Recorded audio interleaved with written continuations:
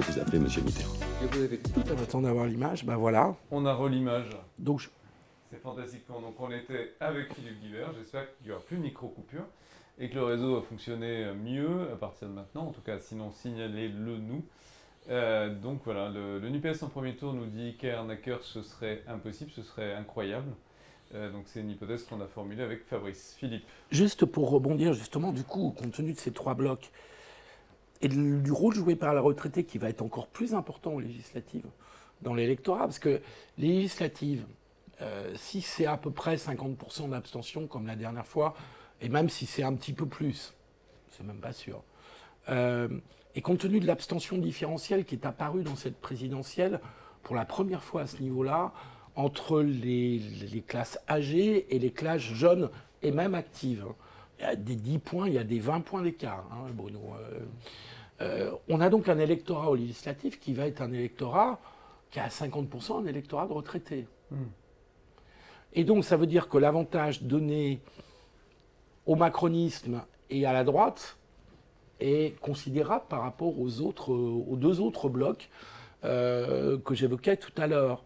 Et donc, ça peut se rééquilibrer, comme le disait Bruno, entre le macronisme et la droite, mais je ne vois pas comment la NUPS peut faire un bon score de premier tour. Elle peut faire un 25%, peut-être un peu plus, j'en sais rien. Mais je ne vois pas comment ils peuvent gagner beaucoup plus que 150 circonscriptions. Ce qui serait déjà bien. Ce qui serait déjà, par rapport à l'Assemblée sortante, par rapport à la gauche, qui avait une 70 députés. Donc s'ils doublent, ils font plus que doubler le nombre total de députés de gauche, ça sera quand même un succès incontestable, au moins électoral et parlementaire. Et donc je ne vois... Alors je pense que LREM a déjà commencé à dire qu'ils peuvent avoir beaucoup de députés, mais après ils vont de toute façon se taper dessus, donc on n'aura pas une vraie opposition. Ça peut-être, on verra bien, mais ce que que je veux des dire, gens, c'est là où je rejoins Bruno, c'est que le scénario, c'est soit une majorité absolue, peut-être pas massive, pour Macron, ou bien une majorité relative qui implique une alliance avec la droite. C'est ça. Alors, dernier point, puis j'arrête. C'est vrai que le démarrage du quinquennat Macron est particulièrement lent, et particulièrement sans élan. On l'a senti dès le soir de son deuxième tour. Il n'y avait pas de souffle dans son discours. Les images avec les enfants ressemblaient à une fête de fin d'année scolaire de CM2. Et donc, on était dans quelque chose avec un discours plat. Et depuis, on est dans un grand silence. Il donne l'impression d'avoir sous-investi l'élection. Non, il n'avait pas envie de cette élection. Il avait juste envie Oui, d'être enfin bon, s'il n'avait pas envie d'être réélu, c'est un peu embêtant. Parce non, que il avait envie d'être réélu, mais pas de faire campagne, peut-être. Peut-être, tu as peut-être raison. Beaucoup de LREM sont comme ça. Ils veulent bien être réélus, mais pas de Ils faire veulent bien le campagne. pouvoir, mais la campagne les embêtait. En tout cas, je trouve qu'il n'y a aucun souffle. D'ailleurs, ça se voit dans les études. Et dans les codes de popularité, il n'y a pas le moindre état de grâce pour Emmanuel Macron. Elisabeth Borne est un personnage dont tout le monde a dit qu'elle était compétente et que tout ce qui est grosse travailleuse, très bien. Elle n'a aucune expérience politique ni médiatique. Pour peser aujourd'hui sans expérience politique ni médiatique, dans le système tel qu'il est, c'est pas évident. Bon, et donc je ne crois pas, sans lui faire du tout injure, mais peut-être que je me trompe et qu'elle se révélera, qu'elle soit une locomotive politique considérable. Donc le seul point intéressant sur Elisabeth Borne, c'est quand même, moi j'ai eu confirmation de l'information du Figaro par des gens proches de la droite, que jusqu'à samedi midi, Madame Vautrin tenait quand même la corde. Oui, j'ai eu une confirmation de ça. Il y a eu des questions dans les commentaires sur le fait de savoir s'il y a eu des pressions. Il semblerait que ce soit vrai. C'est pas une histoire qu'on nous raconte. La Macronie historique La est plutôt de Macronie n'a pas voulu centre-gauche. Catherine Vautrin manif pour tous et a voulu une figure plus consensuelle. Manif pour tous et puis sarkozyste. Et sarkozyste, oui. Ce qui aurait fait dire quand même que c'était Sarkozy qui avait nommé le Premier ministre. J'ai fait une conférence aujourd'hui dans une école de com avec un journaliste de Ouest France qui me disait non, tu n'y es pas du tout. C'était une mise en scène, un simulacre pour faire croire à Sarkozy qu'on était prêt à prendre Vautrin. Mais en fait, Macron n'a jamais eu l'intention de le faire. Ça a toujours été Elisabeth Borne. Ça ne correspond pas aux informations C'est que pas j'ai non eues plus ce que j'ai aujourd'hui. eu par ailleurs. Ouais. Donc il y a bien on ne eu saura jamais qui a bluffé dans cette affaire. Il y a eu un couac ou un cafouillage, on va dire. Mais en tout cas, au cours du week-end, il s'est passé quelque chose. Voilà, dans un sens ou dans un autre. Et donc voilà, donc on a un début extrêmement poussif de ce quinquennat, sans développement d'une vision, Et on appelle Elisabeth Borne déjà Madame Castex chez LREM. Donc, oui, alors si c'est je toujours un peu misogyne. ce qu'ils l'appellent comme ça chez les REM, ils sont mal partis. Donc effectivement, le scénario d'une majorité relative, faut se souvenir de 1988, François Mitterrand réélu à 54% au sommet de sa gloire politique et électorale. Il obtient une majorité relative, malgré tout, aux élections législatives de 88, avec Michel Rocard, et ils sont obligés pendant 5 ans de négocier et de faire des 49-3. Donc ce scénario-là ne peut pas être écarté, même si le scénario de Mélenchon Premier ministre, à mes yeux, fort heureusement, est écarté. On ne sait jamais. Pardonnez-moi. Alors, Stéphane, Mélenchon Premier ministre, est-ce que ça te parle? Et puis après, Philippe, je vois que Philippe va te... Qu'est-ce qui s'est joué pendant, Stéphane, avec toi, on prend toujours un petit peu de recul, disons, sur les grandes tendances. Qu'est-ce qui s'est joué dans la présidentielle qui fait qu'on est à la fois frustré, dans un sentiment d'échec, même quand on a gagné? Parce que mes amis LREM sont contents que Macron ait été réélu, mais ils ne sont pas non plus... ils ont le sentiment qu'il y a un truc qui manque. Voilà. La frustration, c'est Comment un peu la t'expliques ça? nôtre. C'est un peu la nôtre, celle des commentateurs. Habituellement, une présidentielle n'a pas vocation seulement à élire un président, mais à réunir le pays autour d'un contrat porté par le président. Or, pour la première fois, on en avait déjà parlé, la pandémie, la guerre en Ukraine, les inquiétudes, l'extérieur du pays a fait cette présidentielle. Et donc, au fond, la grande force d'Emmanuel Macron, au-delà des aspects tactiques, qui a été de diviser les 2 tiers des Français qui ne voulaient pas sa réélection. Donc, il est aidé par les institutions, par son habileté, mais il est aidé par quelque chose de plus fondamental, qui, à mon avis, va se reproduire aux législatives.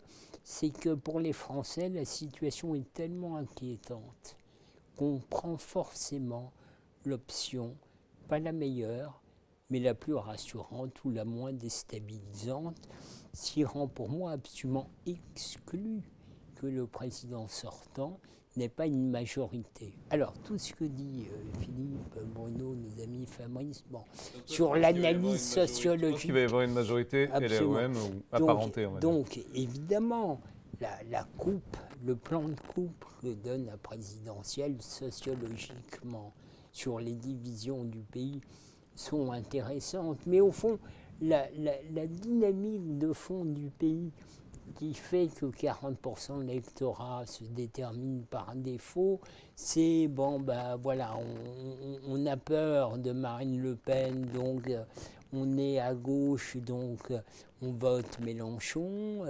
Ensuite, au fond, pareil, et j'analyse ce qui se passe maintenant comme le fait que le président Macron a compris que si les institutions sont stables, le pays demeure instable.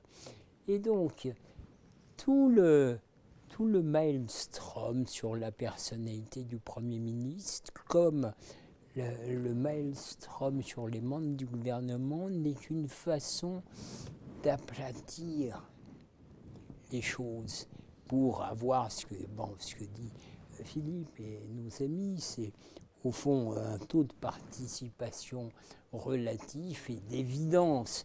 On n'a pas fait tout ça pour rajouter le bordel au Parlement. Il n'y a que Mélenchon qui, au fond, se trouve à un 3e tour. Avant, il y a 5 ans, son 3e tour, c'était le social. Ne comprenant pas la politique, il pensait que le social, le politique, au fond, c'est une forme d'équivalence et qu'il y aurait un 3e tour social. Évidemment, il n'y a pas eu de 3e tour social parce que telle n'est pas la politique en France. Un 3e tour, au fond. Voilà, oui. Et là, évidemment, ses partenaires sont abasourdis par les résultats. Il a réussi, comme sur les marchés financiers, à vendre des voix qui ne lui appartiennent pas. Donc on est en pleine spéculation, mais comme la gauche est tellement en miettes, elle a envie, et puis les militants ont envie, et puis il y a le talent de Mélenchon dont Philippe a parlé, qui arrivent à tenir ensemble 3 sous-familles complètement disparates. Entre un jeune travailleur pauvre, ubérisé, précarisé, et un jeune diplômé qui n'arrive pas à se faire sa place, entre des communautaristes dans les banlieues islamo-gauchistes ou islamistes, et puis le vieil électeur de gauche qui se trouve orphelin. Seul le talent de Mélenchon peut tenir ça grâce à ses qualités de tribun. Donc je pense qu'on va avoir finalement une majorité pour le président sortant. Je sens le président tout à fait conscient que ça va être très compliqué. Ce que je ne comprends pas, moi, dans ce qui est fait, c'est le pourquoi. Pourquoi il se présente? Parce qu'il hésitait entre Vautrin et Borne. Alors, oui, pourquoi il veut être au pouvoir? C'est quoi l'idée? Il y a un appétit personnel, ça c'est clair pour tout le monde, mais qu'est-ce qu'il veut en faire? Parce qu'il n'y a pas de sens à son action politique. Au départ, quand il va à l'Élysée, dès son arrivée à Bercy, il dit à un très proche d'Hollande qui le rapporte, mieux vaudrait pour le pays que François ne se représente pas. Quelle est au fond la dynamique d'Emmanuel Macron? C'est qu'au fond, il est accablé parce qu'il voit l'Élysée sous François Hollande et il se dit, mais au fond, pourquoi pas moi? Si Hollande repasse, ça va être terrible. Je ne vais pas moins bien réussir que les autres. Ça, on est d'accord qu'il ne peut pas réussir moins bien que Hollande, c'est compliqué. Réussir encore qu'au niveau politique, on n'a pas évalué. Voilà. Selon moi, depuis 30 ans... On n'a pas comparé les quinquennats. Voilà, selon moi, depuis 30 ans, pour le malheur français, la France est dans des clous contraires en termes de représentation symbolique et effective à ses intérêts, avec un État qui se retourne contre la nation. Et la personnalité d'Elisabeth Borne est intéressante pour qui l'a croisée. Je crois que vous l'avez tous croisée ici, voilà. Vous avez tous plus ou moins travaillé avec elle. Hein. Tu l'as croisée au cabinet de Jospin. Moi, j'ai croisé sur les plateaux. Elle n'est pas hyper chaleureuse. Elle a l'air d'une haute fonctionnaire, d'une aristocrate française. Moi, c'était entre le moment héros et ensuite ses autres... Elle n'a pas l'air méchante, elle n'a pas l'air mal supposée. Non, elle a l'air tout à fait honnête, intègre, sérieuse. Elle connaît l'État, elle connaît les partenaires sociaux, elle connaît le fonctionnement. Mais comme l'a dit Philippe, ce n'est pas une politique. D'une part. Et d'autre part, elle est tellement sérieuse que spontanément, il y a un petit problème d'empathie. Ah oui. Qui fait qu'elle peut prendre des mesures très rudes pour les simples gens, mais avec une forme, je dirais, de bonhomie, d'évidence. Et c'est ça qui me trouble un peu, c'est que Emmanuel Macron aurait dû choisir à ses côtés quelqu'un de loyal comme Borne, quelqu'un de compétent, mais quelqu'un qui a une capacité à lui dire des choses. Alors, Brigitte Macron lui dit des choses, mais la personne importante, c'est Alexis Collère. Alors le vrai Premier ministre, c'est le secrétaire général de l'Élysée, Alexis Collère. Honnêtement... Qui a quelques petites casseroles qui l'affaiblissent un petit peu, mais qui apparemment s'en sort. Honnêtement, imaginez une réunion Macron-Collère, Elisabeth Borne face à un nouveau mouvement type gilet jaune, quoi. Qui est là pour, vous voyez, Le Drian, Collomb. Bon, la politique a un avantage, sinon ça n'existerait pas, c'est de tenir le gouvernement des hommes avec l'administration des choses. Alors et c'est ça qui me trouble dans le choix d'Elisabeth Borne, c'est que c'est une excellente techno. Mais elle manque un peu d'humanité et de chaleur, on va dire. Mais c'est vraiment pas une politique. Alors, par exemple, hier, elle devait avoir sa première réunion de lancement. Je veux bien, ce que j'ai raconté, c'est qu'ils essayent, ils donnent des petites infos, ils veulent donner aucune prise pour raccourcir les législatives et que les choses se passent. Mais elle a été incapable hier d'énoncer à l'Assemblée nationale une phrase, d'esquisser un sourire, de faire... Voilà. Alors, on pouvait dire plein de choses on a sur essayé de Edith plaisanter. Cresson. Sur Europe 1, Mais, sur Europe ça 1, avait fait on l'a rien. reçue en studio, on a essayé de la mettre à l'aise parce qu'elle avait l'air. C'était un dimanche soir, elle avait l'air particulièrement mal à l'aise, coincée, je sais pas, elle a peut-être passé une mauvaise journée. Donc on lui a fait un compliment sur cette tenue en disant c'est très joli votre tenue Oh là là. casual. Alors j'ai cru qu'on l'insultait totalement. Ah, On oh s'est là dit, là, il y a oh du là, travail à faire c'était pour. des hommes qui faisaient la Non, remarque. pas du tout. C'était la présentatrice qui a dit Ah votre oui. tenue casual, j'adore. C'est un truc très gentil, tu vois. D'accord. Elle l'a très mal pris. C'est que j'ai cru qu'on allait aboutir à une guerre nucléaire, qu'elle allait quitter le plateau, etc. Bah voilà. Donc il y a un petit souci d'acclimatation à la modernité. Bon voilà, mais c'est le cas de beaucoup d'élites. Je voyais réagir tout à l'heure Fabrice et Bruno. Il y a des questions, notamment une question intéressante de David Degouille, c'est bien joli votre nupe, voilà, j'aime bien votre nupe, hein, c'est pas exactement ce que dit David Degouille, je ne vais pas traverser sa pensée, mais quand même, est-ce qu'Éric Piolle, avec son idée du burkini, il n'est pas en train de mettre en l'air toute votre jolie unité, un peu comme Sandrine Rousseau quand elle a décidé de faire pipi sur le précaré de Jadot, ce qu'elle a fait à plusieurs reprises. En gros, c'est ça, quoi. On fait tout un édifice de gauche extrêmement structuré, arrive quelqu'un qui est sur des problématiques identitaires, avec ses raisons à lui. Moi, je ne juge pas, mais du coup, ça met en l'air un petit peu l'édifice, non, Fabrice, Bruno? Plutôt Bruno. Ah, Bruno, alors, Il y a Fabrice autre n'a pas chose, envie de parler du burkini. Non, ce qui est, Il a envie de passer ses vacances à Grenoble, Fabrice. ce qui est intéressant, c'est qu'il décide de donner une forme de publicité à sa Éric, parce qu'au fond, Oui, pourquoi il le fait? voilà pourquoi question. il le fait. C'est une personnalité de conviction sur ces questions-là. Il est fidèle à ses positionnements. De ce point de vue-là, il ne prend pas les gens en traître. Éric Piolle, il a toujours été sur ce type de positionnement. Les explications qu'il donne sont, d'après lui, il ne dit pas qu'il veut autoriser le burkini, il dit qu'il veut lever les interdictions qui étaient sur ce type de tenue, et lui se réclame de la loi de 1905. Il le fait en pleine Pour le législative. faire. Il Mais ne pouvait voilà. pas attendre une semaine Pourquoi ou deux avant de Pourquoi lancer. le fait-il en pleine législative? Et c'est ça qui est vraiment intéressant. Alors, C'est pervers, c'est Voilà. pour je exister. n'ai pas la réponse. Il a été battu à la primaire, et depuis, il n'avait pas fait tellement parler de lui, Éric Piolle, mais effectivement, il le fait. Donc, est-ce que c'est pour remettre à l'agenda une question qui forcément divise au sein de la coalition? Pour peser au sein de la NUP. Voilà, pour peser peut-être au sein de la NUP.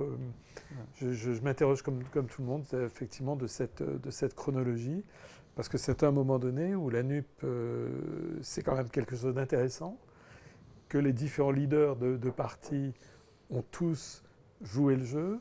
Moi, j'ai fait l'exercice de reprendre le dernier discours d'Olivier Faure au dernier congrès socialiste. Ça, c'est un effort Bravo. méritoire. Voilà. Bravo. Voilà. C'est Et, un effort. voilà. Et alors, Il y a le fort et l'effort. voilà, est-ce qu'on le lit comme ça parce qu'on connaît la fin de l'histoire? Mais quand on l'écoute rétrospectivement, on se dit, mais en fait, ça fait un moment que lui-même adhérait à cette idée. Il dit dans ce discours, il faut qu'on sorte de notre précaré, il faut s'allier à toutes les formations politiques de la gauche, il faut qu'on arrête d'être... etc.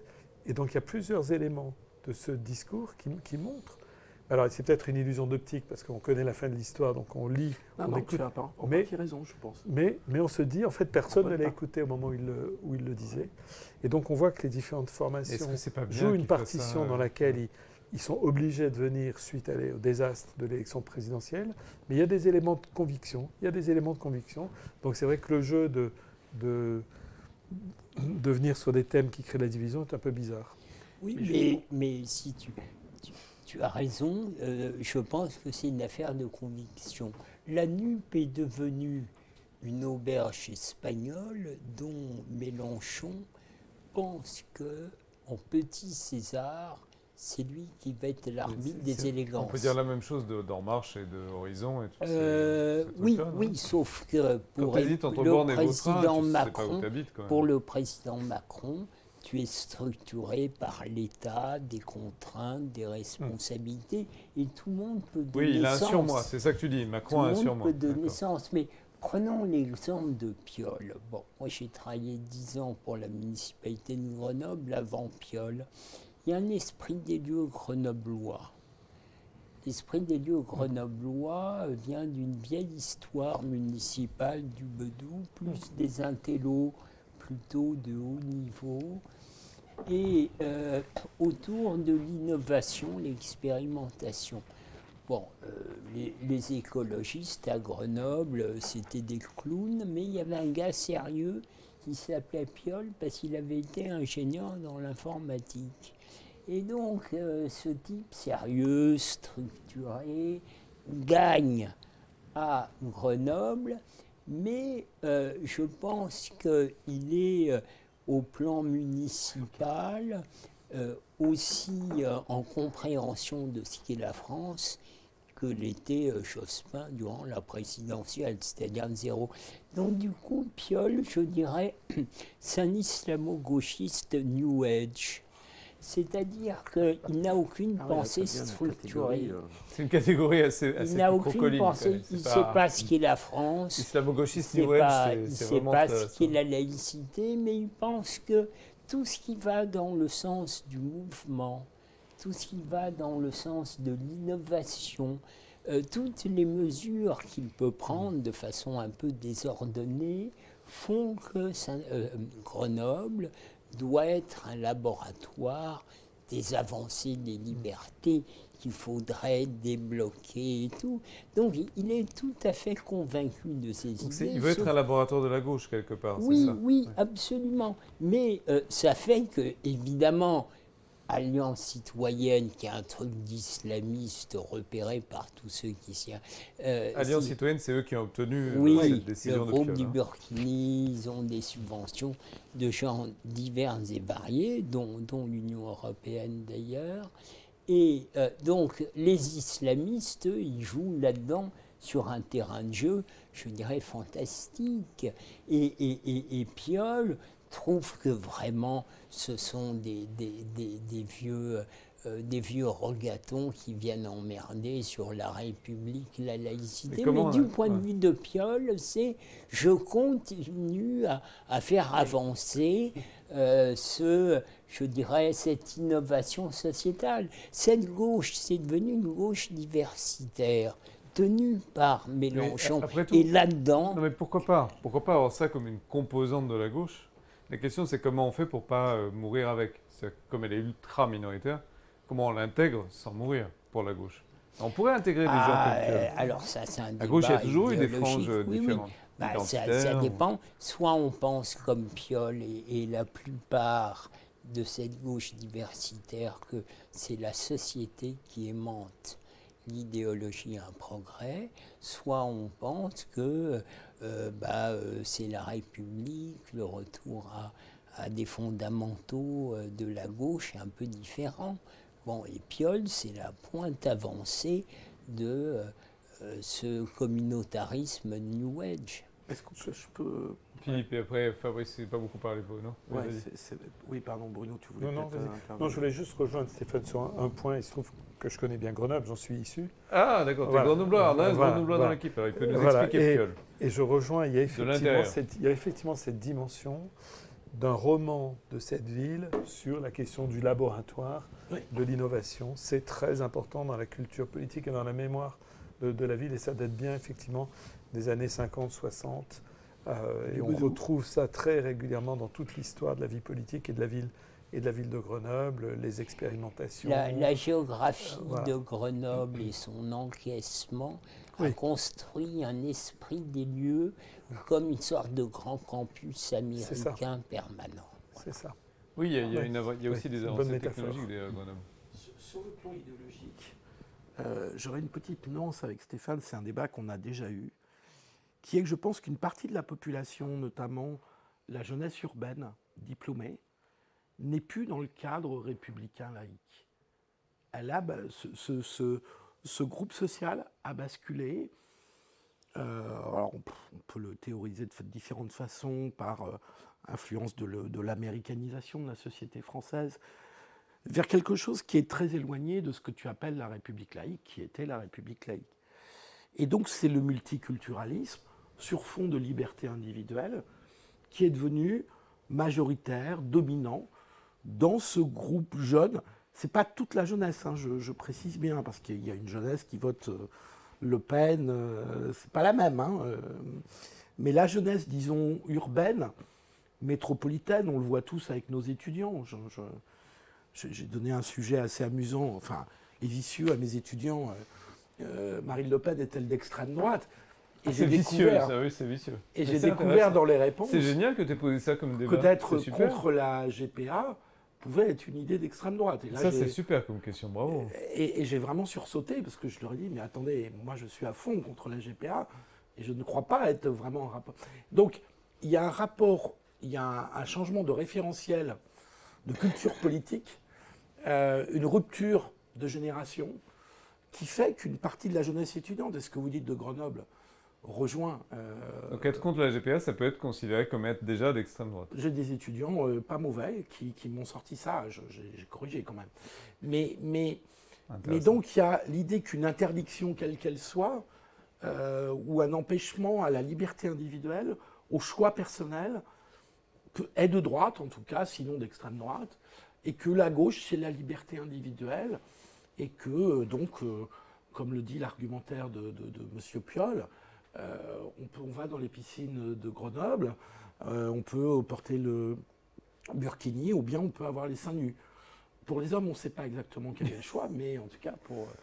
voilà, donc il y a cette idéologie derrière qui n'est pas toujours exprimée, mais qui est dominante dans ce groupe-là, qui rejoint la gauche Et universitaire. c'est vrai que Piolle porte à la fois le burkini et la revendication d'avoir les seins nus, qui est Oui, une alors, autre pour moi, c'est d'une revendication. grande perversité, mais Ouais, mais il porte le les fait deux, est ouais. que cet argument porte, si j'ose dire, dans ce groupe social-là, et que du coup, ça rejoint la démarche de Mélenchon, qui est de faire le lien entre les diplômés urbains pas encore insérés dans le système public ou le système de marché tel qu'il fonctionne aujourd'hui, qu'on peut qualifier de néolibéral, dans lequel ils ne se reconnaissent pas, avec une jeunesse des banlieues qui elle, va être en contre-société autour de l'islam ou d'une version Mais ce qui très est intéressant, rigoriste c'est que de l'islam. Mélenchon arrive à toucher enfin un électorat populaire. Oui, en excluant et contre l'électorat populaire, si j'ose dire historique, qui est passé chez Marine Le Pen. Ouais. C'est ça qui est fascinant, parce que on avait reçu Jérôme Sainte-Marie qui avait théorisé les deux blocs, bloc élitaire, bloc populaire. Le bloc élitaire, on l'a bien retrouvé autour de Macron, hein, comme tu l'as dit Stéphane, préservant la stabilité, le système, ne voulant surtout pas partir à l'aventure. Et donc Mélenchon et Le Pen représentaient les deux de Macron, aventures. c'est d'avoir rendu le bloc élitaire majoritaire, au fond, c'est ça. Oui, hein. mais il est majoritaire grâce à la division du bloc populaire. Oui. Et les deux démarches, qu'elles soient celle de Le Pen ou celle de Mélenchon, consistent à opposer les deux blocs populaires. Puisque finalement, comme ils sont tous les deux sur une base que je qualifierais de pas loin d'identitaire, puisque Mélenchon veut représenter la France racisée, absolument opprimée par le racisme systémique de ce pauvre pays, et qu'à l'inverse, Marine Le Pen veut une identité française blanche et catholique, je le fais très vite, ça mériterait d'être un peu prolongé, c'est peut-être encore plus Zemmour que Marine Le Pen qui a voulu ça. Mais disons que la droite radicale porte cette idée-là. On a deux blocs populaires qui du coup s'opposent frontalement. Et donc pour le bloc central et élitaire de Macron, c'est tout bénef, si j'ose dire, puisqu'on règne bien en divisant. Oui, mais là, c'est pas lui qui a divisé, il y est pour rien. C'est quand même Mélenchon qui a fait ce choix. C'est plus quelqu'un qui sait surfer et qui sait composer Exactement. que quelqu'un qui sait créer Exactement. des choses. C'est exactement Ça, on est d'accord. Il faudrait peut-être, mais on va peut-être pas le faire. Fabrice, Et surtout, on voudrait avoir le point de vue de Fabrice. Oui, parce mais alors- que Fabrice n'a pas parlé. Non, mais je vous ai beaucoup écouté. Il y avait beaucoup d'intérêt. Non, parce que Philippe dit, il faudrait peut-être faire revenir Sainte-Marie. Philippe dit, au fond, on le invitera bloc Jérôme Sainte-Marie. le On va bloc le réinviter. populaire se retrouve à deux endroits différents. Alors, là encore, c'est l'habileté de Mélenchon d'avoir appelé son affaire bloc populaire.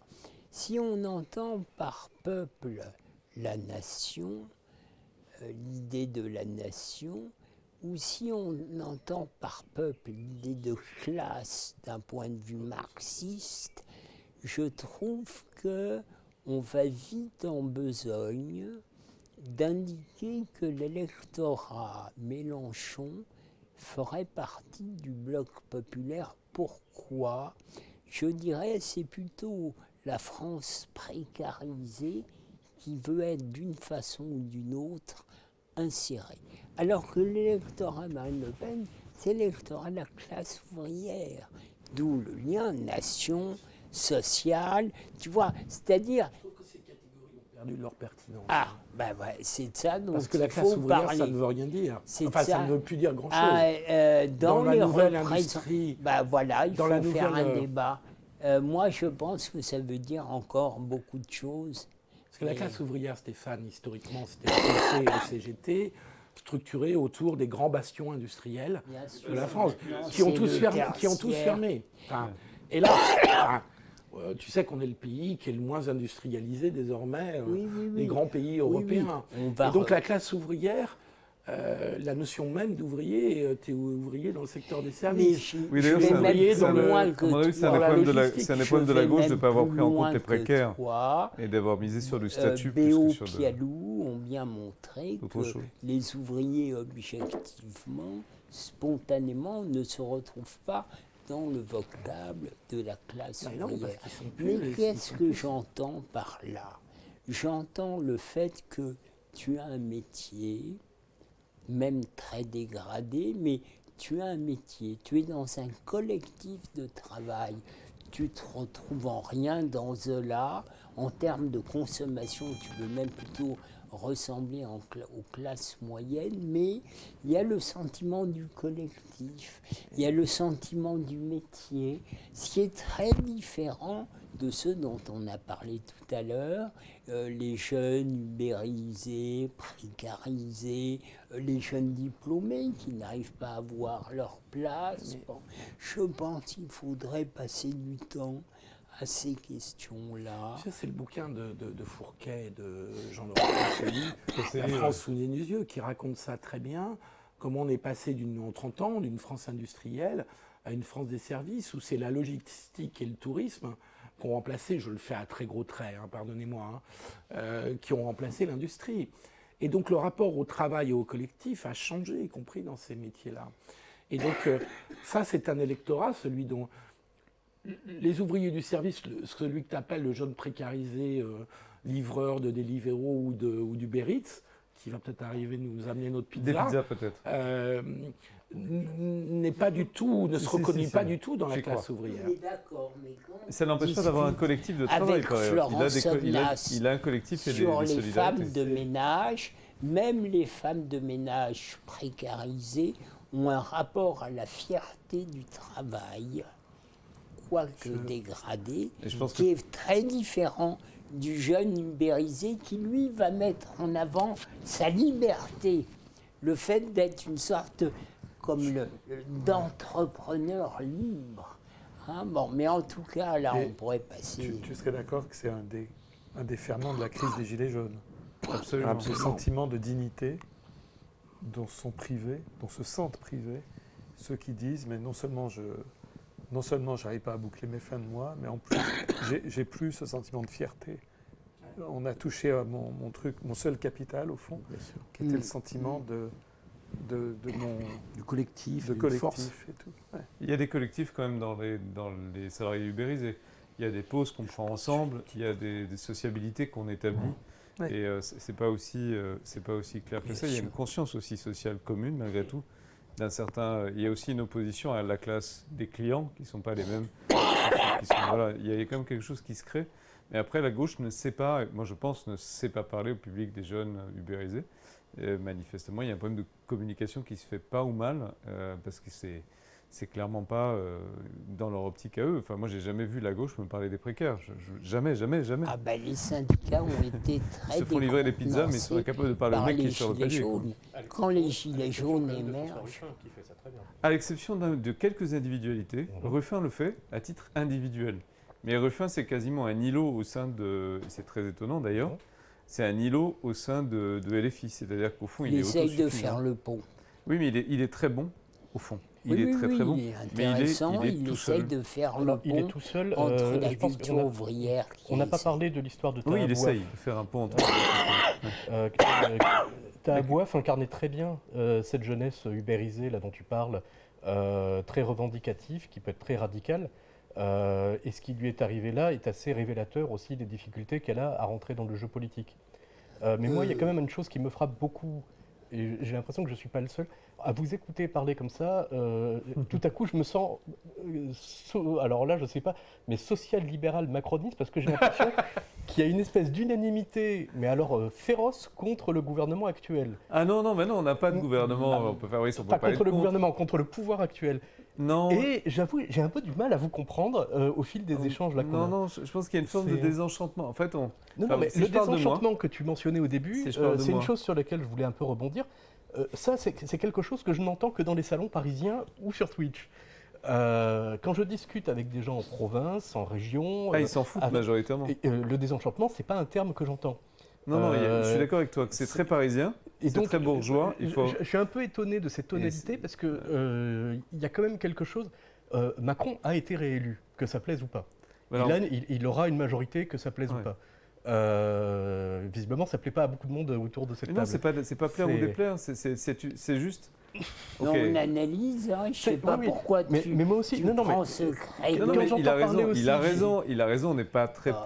on n'est pas positif sur Non, mais l'alternance. c'est pas la question qui nous Et moi, il y a une est chose. posée. Alors, il y a un Succession terme que privée. tu utilisais qui me semblait très, très juste. Tu disais il y a un manque d'empathie. Et j'étais. mais, C'est Stéphane qui. Oui, il y a un Oui. manque d'empathie. j'étais très frappé par le discours de Castex lorsqu'il a quitté ses fonctions, Oui, où il a fait été d'une empathie, je trouvais, exceptionnelle. Oui, On a oui, eu l'impression il que fait tout à là-dessus. coup, il pouvait parler, et il a parlé très bien, très humainement, des gens qui sont morts du Covid, des soignants, des équipes de santé. Oui, il mais- a eu un discours Oui, ça- que je trouvais remarquable ça favorise- d'empathie. C'est génial de le faire quand on part.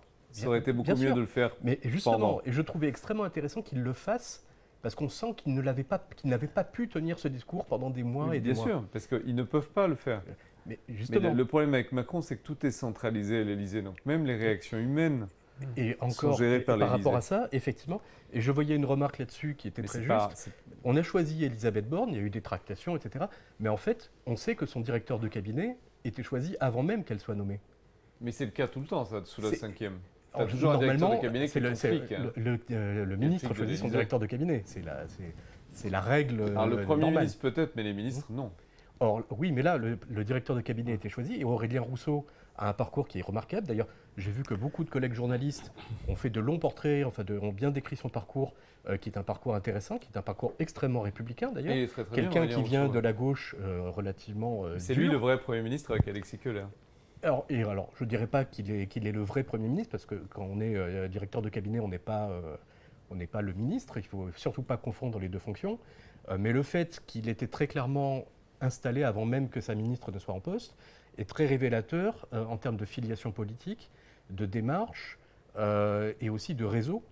J'ai vu des collègues qui parlaient des réseaux de la Noé. Effectivement, c'est quelqu'un qui est marqué dans cette gauche qui était la gauche de la Noé, la gauche Hollande, la gauche royale éventuellement, et qui s'est évaporée ces dernières années.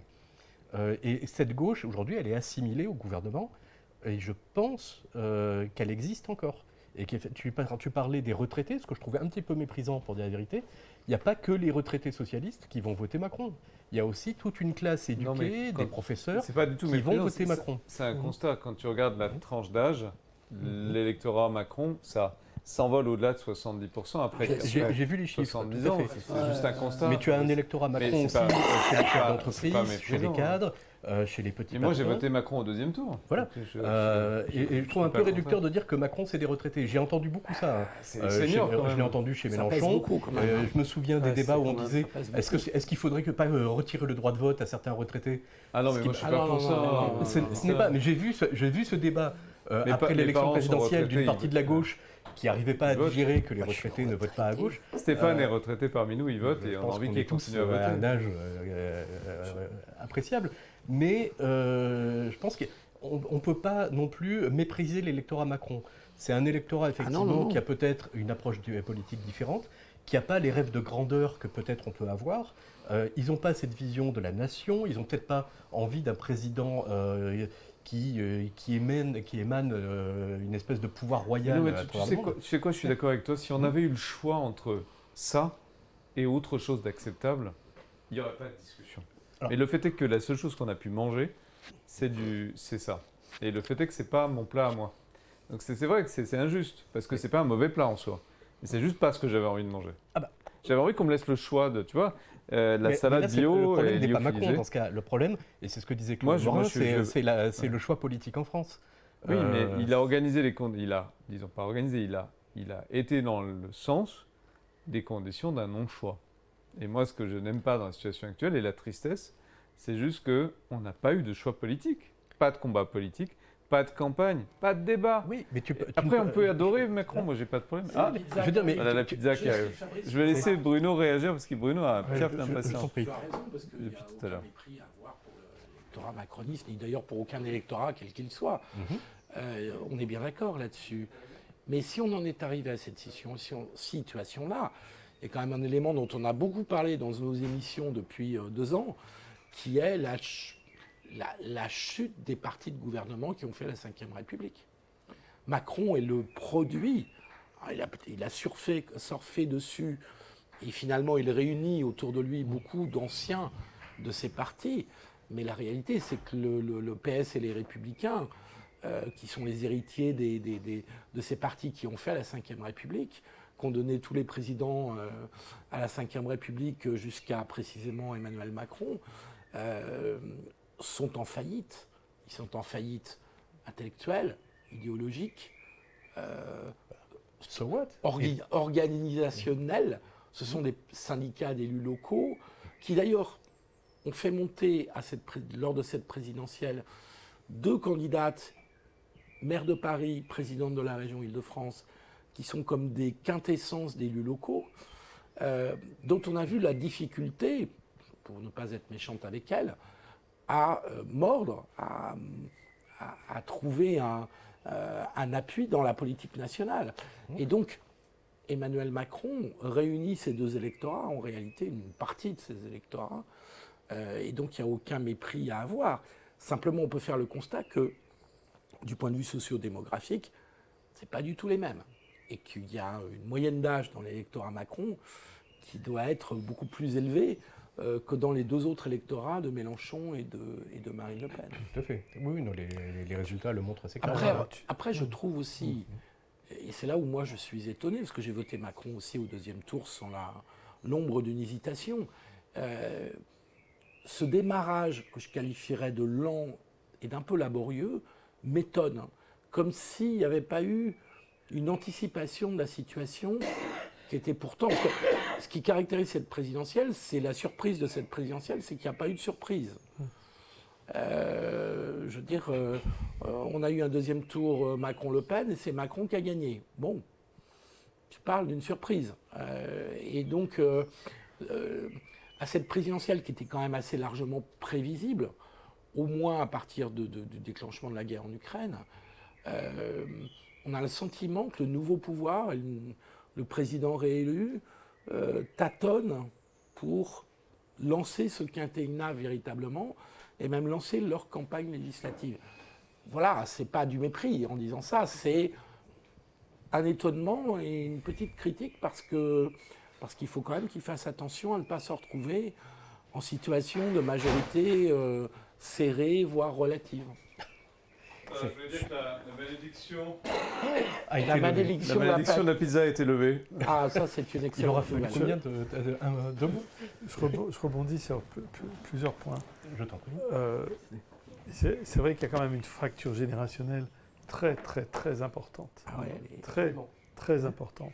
Il a un électorat senior, tu as raison, il n'y a pas que des retraités, mais c'est quand même des gros bataillons de son électorat. permettre de l'ouvrir, parce que- Il y a une fracture générationnelle très importante qui est d'autant plus mystérieuse que, remettons-nous, il y a 5 ans, c'est un très jeune président, il n'a même pas fêté ses 40 ans quand il est élu président de la République. Il est porteur d'un message et d'une vision projective, d'avenir, de projection vers l'avant, de dire il faut remettre la France, il faut en finir avec les passions tristes, il faut remettre la France dans une histoire d'optimisme, etc. Et la jeunesse n'est pas au rendez-vous. Pourtant, il a joué sur ce thème-là. quand même beaucoup. Fondamentalement. Donc il y a une fracture générationnelle qui est importante. Et comment t'expliques cette fracture? Voilà.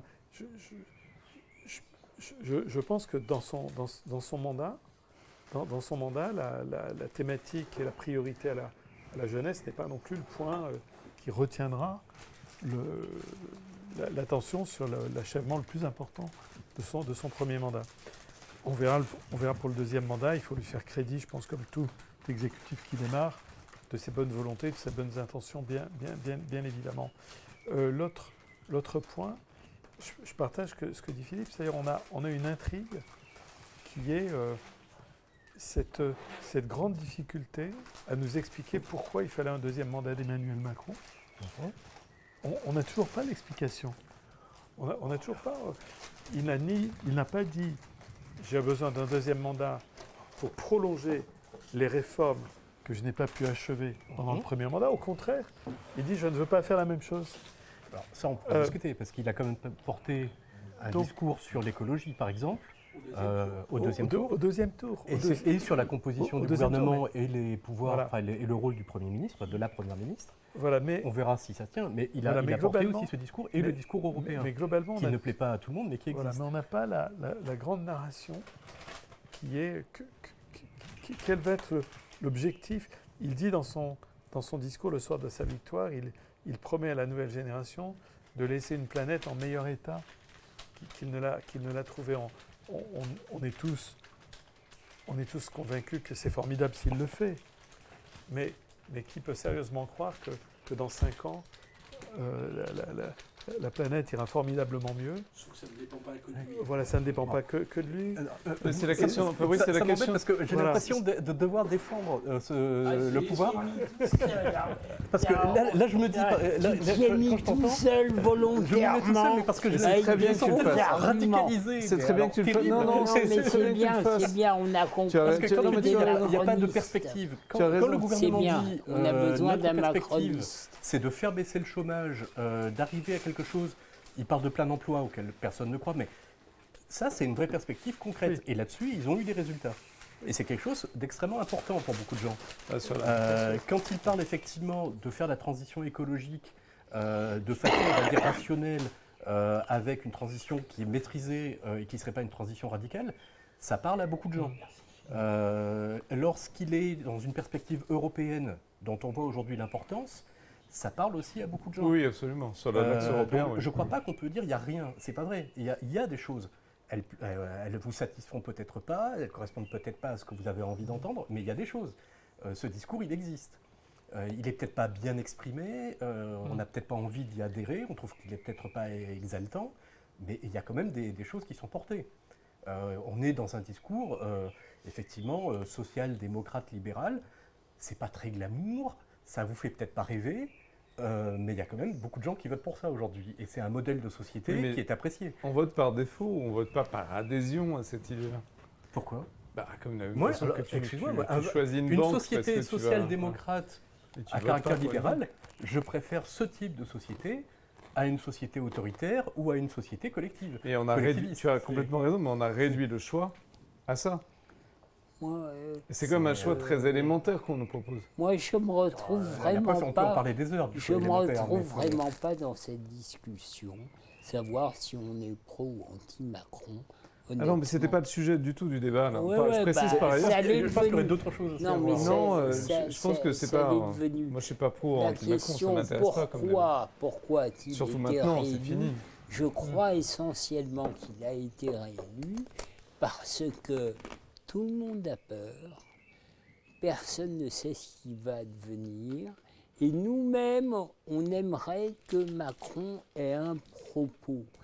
Eh bien non, Macron n'a pas de propos parce qu'il y a une contradiction entre un environnement très inquiétant, et ce qui était jusqu'à maintenant le propos des gouvernants ces 30 dernières années, qui était il faut moderniser la France, l'avenir c'est un avenir post-national, l'avenir c'est l'Europe, il faut faire des réformes structurelles, les Français sont conservateurs, il faut leur faire de la pédagogie. Ce propos, il est toujours là sur le fond, parce que la réforme des retraites, même un économiste comme Cohen dit, il n'y a absolument aucune urgence. La seule urgence de la réforme des retraites, c'est qu'il faut donner des signes que la France n'a pas renoncé à faire des réformes structurelles. Bon. Puis rassurer les retraités peut-être sur le Oui. fait qu'ils continueront à Voilà, percevoir leur voilà. retraite. Alors, le paradoxe, l'amusement du fait que ce soit les retraités qui soient essentiellement l'électorat du président Macron, c'est que grosso modo, on est d'autant plus pour les réformes structurelles Quand elles qu'on concernent les soit autres. même à l'abri. Ah, je ne sais pas pourquoi, j'ai souvent observé ça. C'est pas les Moi, c'est ouvriers, l'interprétation de c'est pas Stéphane, je les l'entends très employés, souvent. c'est pas les précaires qui disent vive les réformes structurelles. Comme par hasard, ce sont des gens Alors, tout à fait à Philippe, pourquoi tu n'es pas l'abri. d'accord? Parce que cette analyse, moi, je l'entends très souvent. Le fait de dire c'est une le évidence. RSA, C'est une la réforme du évidence. RSA, ça va pénaliser C'est une les plus jeunes évidence. qui votent par ailleurs moins. Donc les retraités, par rapport à la réforme du RSA, peuvent même la trouver désirable en mode ils bossent pas assez, il faut les mettre au boulot. La réforme des retraites, ça concerne surtout les autres, mais pas les retraités. Donc, C'est ça mon point de désaccord. d'accord, ça C'est les que- concerne aussi. Bah, ils sont concernés, même ils se jugent, je ne dis pas qu'ils ont raison, hein, Mm. mais ils se jugent concernés au premier chef par l'équilibre des régimes de retraite, puisque chaque mois, leur pense qui leur Oui, ils permet ont peur de vivre. la perdre, leur retraite. Eh ben ouais, parce que si, à leurs yeux, je ne suis pas en train de... Mais c'est pas eux qui vont supporter l'effort de les garder, Oui, c'est mais ça que je veux dire.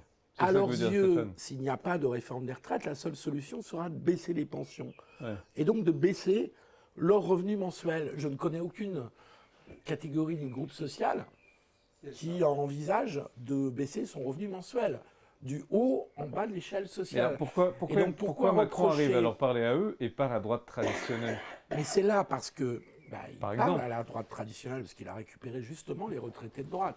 Oui, et comment C'est il a là fait? où la retraite à 65 ans, que nous on juge, alors là je vais rejoindre Fabrice, que nous on juge critiquable, Elle a beaucoup plu à l'électorat de droite. on est elle a d'accord. beaucoup plu à l'électorat de droite et à l'électorat retraité de manière générale, qui vote majoritairement à droite, et qui considère que c'est une des garanties, tout simplement, de leur sécurité économique et financière.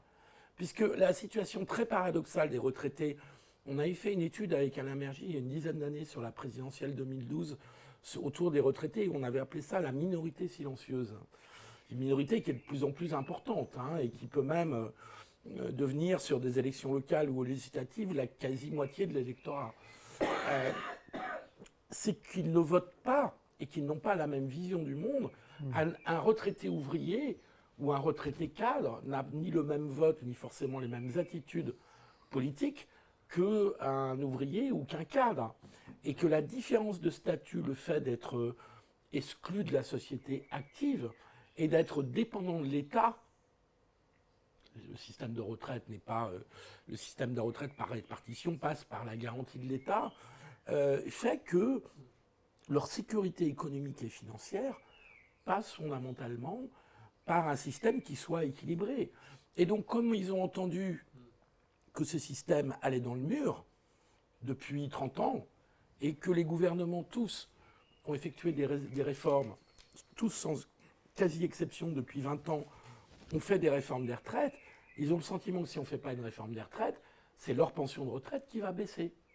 Et donc je trouve que les critiquer pour leur égoïsme est un petit peu court dans la mesure où ils se jugent concernés. Moi, je ne les critique pas. Je constate simplement que c'est un vote qui est clivé, comme tu le disais, Et Bruno c'est le vote Cotteret, décisif d'aujourd'hui. qui est clivé en fonction de l'âge. C'est-à-dire qu'il y a clairement un clivage d'âge entre les votes Macron et le reste de l'échiquier politique. Oui, et Mélenchon et Le Pen qui sont des votes beaucoup plus jeunes. La question que moi je me poserais est beaucoup plus pragmatique et optimiste, pour aller dans le sens peut-être de Fabrice, mais pas tout à fait dans le même sens. C'est je me demande comment la gauche peut récupérer cet électorat retraité et proposer une solution. Parce qu'après tout, ceux qui ont inventé ce système de retraite par répartition, il y a des gens de droite, mais il y a aussi des gens de gauche. C'est les républicains dans leur ensemble. Donc on est quand même capable d'articuler à gauche un discours pour la défense des retraites, si c'est de ça dont on parle. Non, Fabrice? Je retrouvais des chiffres sur le vote des jeunes qu'on mentionnait, là je vais montrer ça à Bruno. Parce que lorsqu'on dit que les jeunes votent à gauche, etc., d'abord, quasiment la moitié des jeunes ne votent pas. Non, 41% n'ont pas voté dans cette élection. 41, un peu plus, Au premier tour. 46% des 25-34 ans. J'ai retrouvé les chiffres là, que j'avais ce matin. parce que je voyais une étude de la Fondation Jean Jaurès qui disait les jeunes deviennent la principale force à gauche. J'ai beaucoup relativé ça parce que le vote Mélenchon, effectivement, a représenté 31% des jeunes qui ont voté. Mais si on considère qu'il y a 25% des jeunes qui ont voté Le Pen et là, je vois 23% qui ont voté Macron, c'est pas 31% de l'électorat des jeunes. On en est très très loin. Simplement, l'électorat Mélenchon est beaucoup plus mobilisé, peut-être, et beaucoup plus présent face à d'autres électorats qui ne vont pas voter parce que ils sont loin de la politique, parce qu'on les voit alors parmi nos étudiants, parmi nos enfants, on a tous un peu ce genre de situation. Ils ne se retrouvent pas obligatoirement dans l'offre politique d'aujourd'hui. Et ce que tu disais sur les étudiants tout à l'heure, je trouve ça extrêmement intéressant, parce que je crois que ça montre bien le fossé culturel qui existe entre nos générations, parce qu'effectivement, je vois des jeunes maintenant qui ont 15, 20, 25 ans, qui ne tiennent plus du tout les discours politiques qu'on aurait pu tenir il y a 20, 30 ans sur le Parti socialiste, la droite traditionnelle. Rupture générationnelle. Voilà, je crois que le culturel joue beaucoup aujourd'hui dans les votes. Ce que tu disais sur la GPA, c'est un élément dans cette mosaïque culturelle et de guerre culturelle qui s'est mise en place et qui incite beaucoup plus les jeunes à voter sur des points précis de ce type qu'en fonction du PS, du PC, puisqu'effectivement, là je crois qu'on a vu, c'est Jérôme Perra aujourd'hui qui s'est vu retirer, qui était un socialiste et tout, mais qui se fait atomiser parce qu'il a eu un comportement individuel irresponsable. Il a été condamné. Il a été pour violence condamné conjugale. et on a vu que les comportements individuels aujourd'hui deviennent plus importants que le positionnement politique. Et ça, je pense que dans le Je vote pense que des c'est parce jeunes, que ça joue énormément. La classe politique n'a pas compris que ce que voulaient effectivement les jeunes électeurs, c'était un alignement entre les valeurs Oui. et le comportement privé. Exactement. Et comme C'est, Greta Thunberg le fait. Et C'est on ce le qui voit manque à Yannick aujourd'hui Jadot, beaucoup. c'est la On radicalité voit à tous les des étages. listes d'élus ou de candidats qui ont été condamnés pour harcèlement, pour violence domestique, pour détournement. Ces listes, maintenant, elles se diffusent très largement. Peut-être d'ailleurs qu'il aurait survécu Perra politiquement si Guérini n'était pas venu à son secours. Parce que Guérini a celui été, qui a mis la tête sous l'eau, c'est quand même Stanislas Alors, Guérini. Guérini n'a vraiment pas rendu service et je crois que Guérini s'est ridiculisé dans cette histoire, c'est terrible à voir. Enfin, politiquement, c'est un naufrage magnifique. Là. Mais je crois que vraiment par rapport aux jeunes, on se positionne beaucoup plus sur des points très précis comme ça, les questions LGBT, les questions sur l'éducation, sur l'écologie. Et c'est là où Macron, effectivement, comme vous le disiez, s'est très bien positionné. Il a été le premier à dire il n'y a plus de gauche, il n'y a plus de droite, il y a des sujets. Et il arrive à agréger ces sujets. Sur l'écologie, sur le sociétal, sur l'énergie. Il a compris qu'il n'y avait pas besoin, d'ailleurs il l'a dit, il l'a théorisé, il n'y a pas besoin de projet global. C'est vrai. On a des entrées. Je ne partage pas ton point. Ah, mais je t'en prie, je m'en doute. Je pense qu'il y a une nouvelle gauche qui s'est construite, qui se construit, et Mélenchon a su, comme le disait Stéphane, par ses qualités de tribun, synthétiser et incarner cela, qui se construit sur un nouveau référentiel idéologique, où l'écologie joue un rôle tout à fait majeur, et plus généralement la sauvegarde de la planète, qui est devenu le nouveau salut laïque pour cette gauche, et autour de la question de la liberté individuelle et du multiculturalisme, ce qui est une rupture par rapport à la gauche républicaine à laquelle nous avons appartenu, Stéphane, et qui fait qu'on ne se retrouve pas dans cette gauche. Là, je parle à titre personnel. Là, il y a vraiment une rupture générationnelle et en même temps idéologique et culturelle, et qui se reconstruit autour de nouveaux enjeux. Je dirais pas qu'il n'y a plus de gauche, plus de droite. Je dis qu'il y a une nouvelle gauche qui se construit autour d'un nouveau référentiel.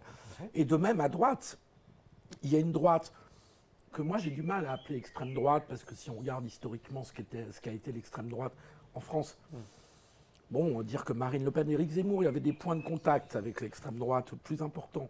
Marine Le Pen d'extrême droite, bon, moi je veux bien droite. Aujourd'hui, je pense que ça se discute. Vraiment. Ah oui, ça se discute vraiment. Ça se C'est une discute. droite populiste, identitaire, autoritaire, mais dire que c'est une extrême droite au sens historique du terme, ça mérite au minimum discussion. Et donc, la droite, il y a un pôle de droite radical, identitaire, populiste qui se reconstruit. Donc je dirais pas, c'est une reconfiguration des clivages plus qu'une disparition des clivages. Et ce ne sont pas simplement des points précis qui n'ont pas de rapport entre eux, ce sont de nouvelles visions du monde construites autour de nouvelles menaces qui redéfinissent les clivages. Donc, tu vois, je ne dirais pas que c'est du pur... Je partage totalement l'avis de Philippe. Je trouve que ce que tu vois, et nous on le voit dans les données empiriques qu'on collecte, tu vois que tu as la coexistence d'une société à la fois fortement clivée, avec des gouffres, non seulement territoriaux, sociologiques, mais aussi dans la vision du monde qu'ont les gens, des gouffres, et en même temps, beaucoup de remises en cause des paradigmes classiques de la gauche et de la droite. Et donc tu as bien une reconfiguration qui est en train de se produire, où la dimension culturelle joue un rôle absolument central. La preuve, c'est que quand tu reprends même les analyses de géographie électorale, c'est-à-dire les données les plus objectivantes qu'on puisse avoir, même dans la géographie électorale, tu vois que la dimension gauche-droite est toujours présente, mais elle n'intervient plus en premier de la géographie électorale. Elle intervient toujours en deuxième. Aujourd'hui, ce basculement date des années 90, en fait. Mais on voit qu'effectivement, il y a quand même toujours deux visions assez antagonistes qui sont en train de se recomposer, de se redéfinir. L'une qui est autour de l'idée qu'il faut mériter sa place dans la vie et que l'effort individuel est récompensé, qui est une vision plutôt de droite, et l'autre selon laquelle on peut changer le cours des choses, et on peut changer le cours des choses en faisant preuve de volontarisme politique, d'intervention publique, et qui est plutôt une vision de gauche. Et au service d'objectifs qui sont en train de se transformer, et où effectivement la dimension culturelle joue un rôle majeur, certains revendiquant de l'identité, et d'autres de l'autonomie, on va dire. Voilà. Peut-être pas, plus que de la liberté, la question de l'autonomie. Je fais ce que je veux de ma vie, personne n'a d'injonction à me donner. La GPA faisant partie de ça, d'ailleurs. Voilà. Et on voit qu'autour de cette question de l'autonomie, une bonne partie du débat politique est en train de se reconfigurer. Macron a essayé de capter un petit peu tout ça. Il n'est jamais arrivé à trancher véritablement sur cette question. Au début, il est porteur d'une vision de l'autonomie avec son histoire d'émancipation, mais il n'est jamais arrivé à l'expliciter. Et même le bouquin de ces deux conseillers sur l'émancipation ne règle toujours pas ce problème. Parce que c'était un axe qui s'inspirait de ce qu'avait voulu faire Manuel Valls, en s'inspirant lui-même du blairisme, qui était la troisième voie blairiste, qui était la voie de l'individu. Mais ils ne sont pas allés jusqu'au bout, parce que pour ce qui est de Macron, je pense que c'est trop risqué politiquement. Et on voit bien l'impact que ça a sur la gauche. Je pense qu'il faudrait y passer du temps entre nous. Ce que vous mettez en avant comme étant la revendication culturelle et identitaire, du déploiement du moi, c'est dans des catégories sociales très particulières. Je pense qu'Emmanuel Macron, comme il l'avait dit, il s'est pris un TGV dans la gueule qui s'appelait les Gilets jaunes. Et donc, le débat, c'est oui, ce qui se passe, nos étudiants, nos enfants, tout ce qu'on vient de mettre en avant depuis 20 minutes, une demi-heure. Et puis, il y a les fondamentaux du pays. D'ailleurs, dans les fondamentaux du pays, vous ne trouverez personne dans les catégories populaires voulant revenir en arrière sur la question des libertés. C'est le problème de la droite réactionnaire sur son discours sur 68 et tout, elle a tort. Bon. Mais quand même, le débat qu'on a ensemble, qui est abordé d'une certaine façon dans le numéro de la revue politique et parlementaire sur les imaginaires, c'est qu'est-ce qui porte le fond du pays, les fondamentaux. Et là, il peut y avoir des discussions. Ben, on est sans doute ici assez proches, Philippe et moi, mais sur les fondamentaux, est-ce qu'on a basculé dans autre chose? Philippe a tendance à penser que oui, on est en train de basculer dans autre chose. Et moi, j'ai tendance à penser au contraire que dans le moment actuel, les peuples, tous les peuples, reviennent dans les caractères archaïques de ce qu'ils sont. En quoi on est en train le débat américain est intéressant. En quoi on est en train de revenir, nous, dans le caractère archaïque? Je vois bien les États-Unis avec Trump, d'accord. Eh bien, ça a été dit à partir des années 90, la concomitance entre le capitalisme financier une Europe qui se dérobe fait que des termes qui avant étaient des termes de réac ou de passéisme, comme République, Nation, citoyenneté, sont revenus. C'est-à-dire que les peuples ont des fondamentaux. Les Ukrainiens ont des fondamentaux. Parce qu'il y a l'orthodoxie ukrainienne très singulière dès l'occupation polonaise catholique. Les Russes sont évidemment... Oui, d'ailleurs, l'un des facteurs du conflit actuel, c'est l'autonomie de l'Église ukrainienne. Voilà, chaque peuple a des fondamentaux. Et là-dedans, on le voit aux États-Unis, entre une gauche qui a poussé loin le communautarisme, très loin, et Trump qui débarque comme un front du refus de ça, en disant on en revient aux origines. Oui, les origines étaient blanches, mais c'était les origines. On voit sans cesse les traductions. Mais chez nous, ça se traduit comment? Parce que Zemmour, il est quand même Alors, pas... Il n'a pas réussi vraiment son implantation. C'est le débat électorat Mélenchon, électorat Le Pen. Pour moi, il y a une différence. Oui, il gagne peu, mais certains sont dans une représentation nationale, traditionnelle de la France. Et dans l'électorat Mélenchon, il y a la moitié de son électorat qui veut se faire une place selon des modalités différentes. On ne va pas mettre sur le même plan les islamistes qui appellent à voter Mélenchon et puis les jeunes diplômés ou les anciens militants PS. Mais voilà, le pays est travaillé de ces contradictions, d'où le terme gauche diversitaire que j'utilise. Oui, qui est intéressant, je trouve. C'est-à-dire, c'est ça, nous sommes tous divers, on a tu fais de la tous droit à diversité, notre tu fais de la place. diversité une idéologie. Oui, c'est ma façon pour moi d'essayer de comprendre ce que fait Mélenchon.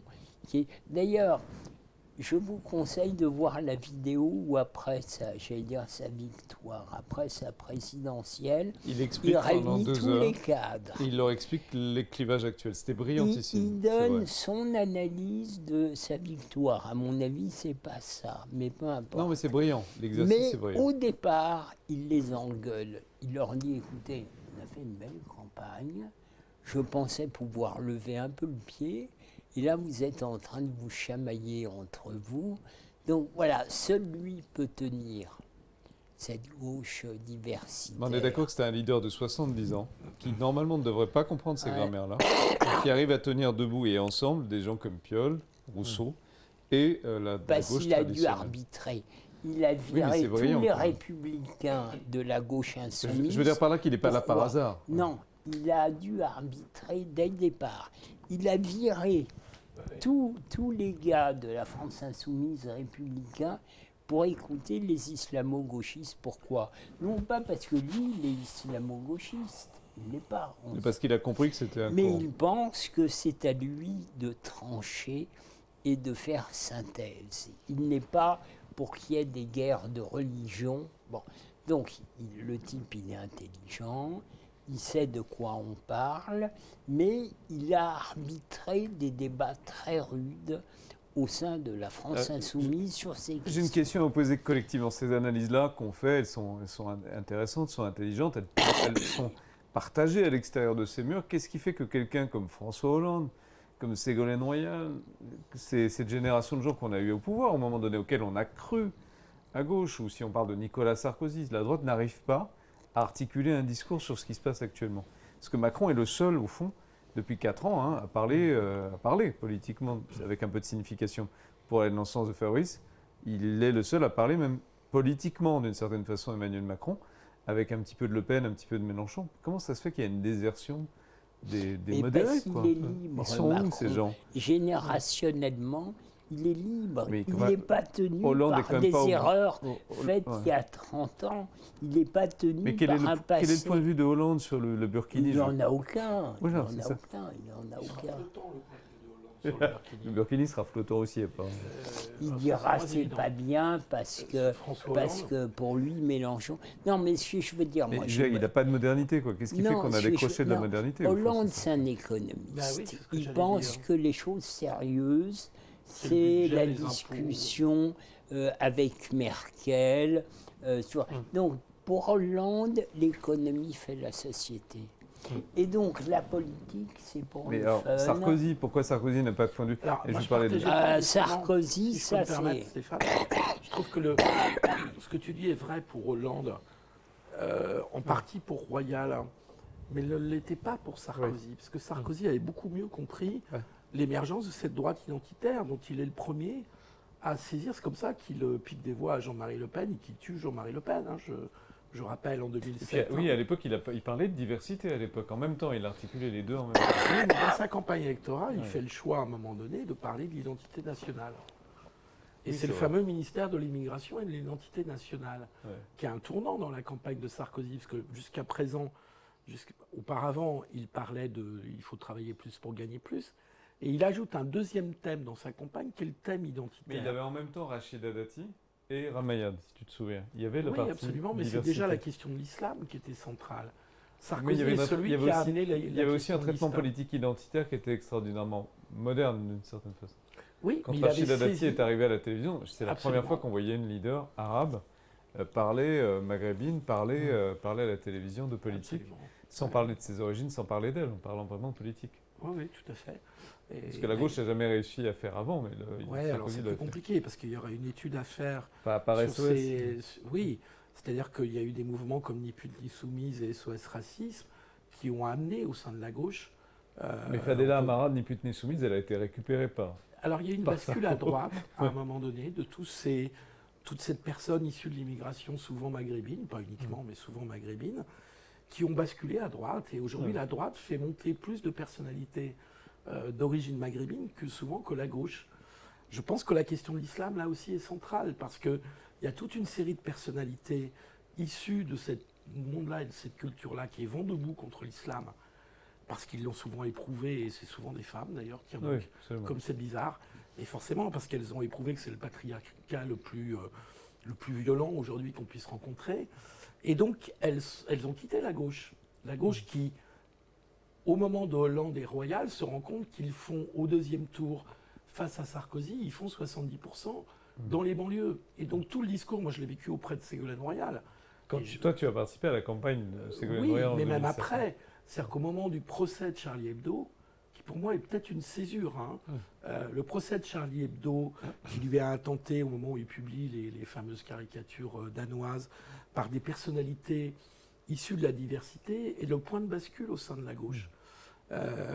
Des personnalités comme Rokhaya Diallo, qui à ce moment-là, et d'autres associations qui font des procès à Charlie Hebdo. Et la gauche politique, moi c'est à ce moment-là que je travaille avec Ségolène Royal, ne sait pas quoi penser de ça, elle est très emmerdée. Parce que sa tradition, c'est d'être anti-religieuse, et qu'en même temps, son électorat, c'est les banlieues. Donc religieux. Enfin, pas que les banlieues. Et donc, la question de l'islam transforme complètement la question de l'immigration.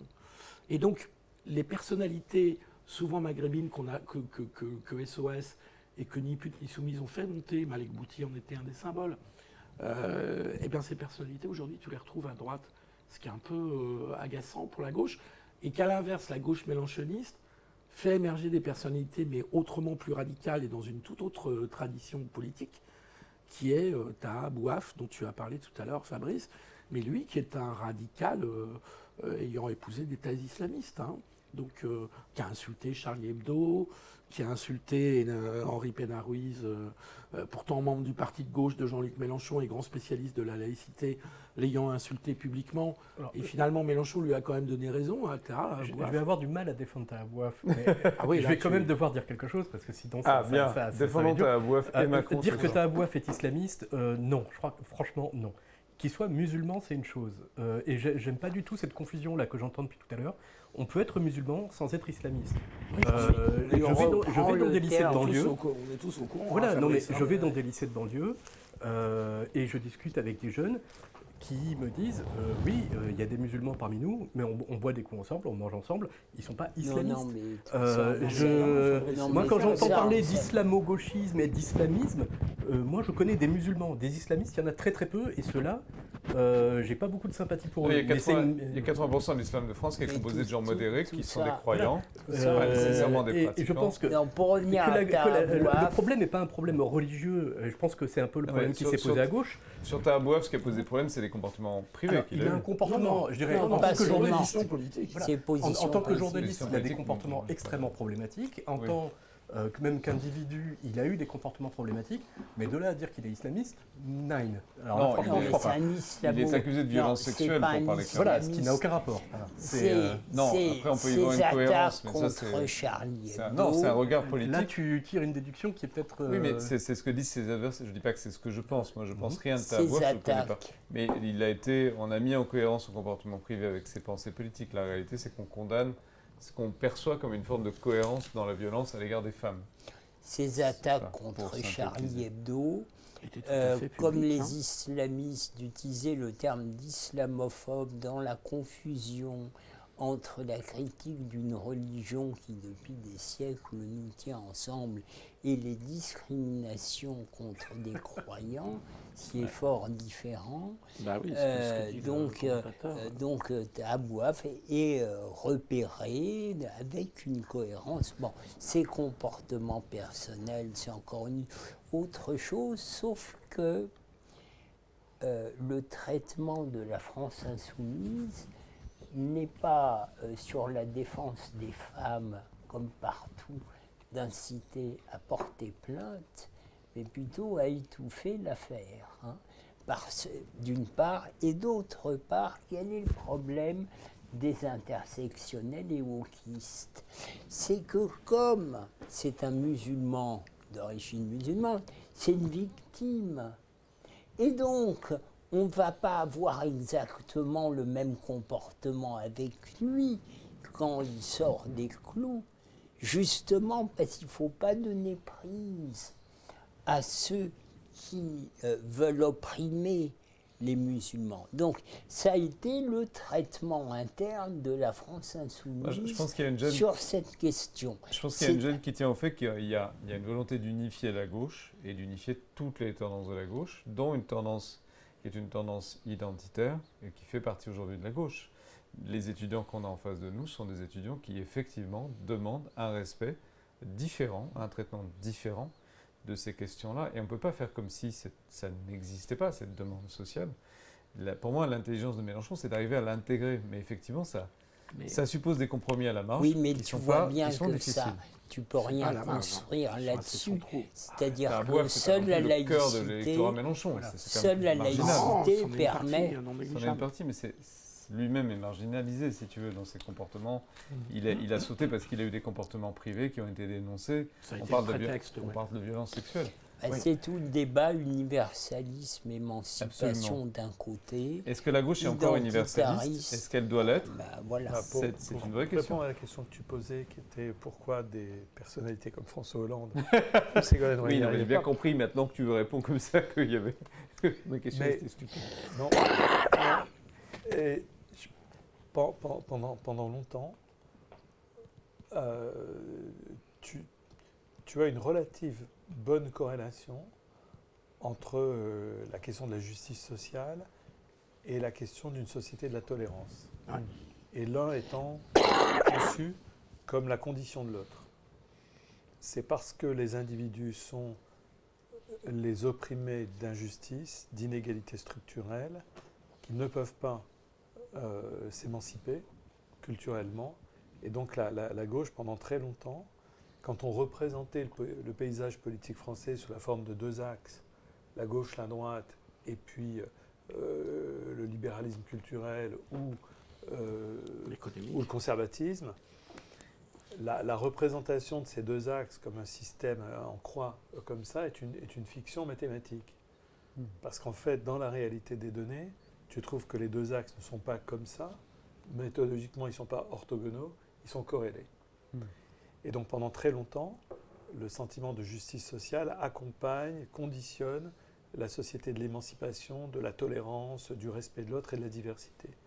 Et ça fonctionne assez bien jusqu'au moment où la gauche a eu une accumulation d'expériences de gouvernement qui l'ont conduit à décevoir sur la question de la justice sociale, avec des électeurs qui disent « mais moi, quand la gauche est au pouvoir, finalement la justice sociale, je la vois pas beaucoup ». Le paroxysme, c'est effectivement au moment du mandat de François Hollande, et sans doute que ça a accentué des tensions qui n'existaient pas sur la dimension culturelle, qui n'existaient pas, parce que le ciment de la gauche, c'était beaucoup plus le culturel que l'économie. C'est d'ailleurs sur l'économie que les frondeurs enfin le clash entre François Hollande et les frondeurs, c'est sur l'économie. Ils trouvent qu'il n'est pas à gauche économiquement.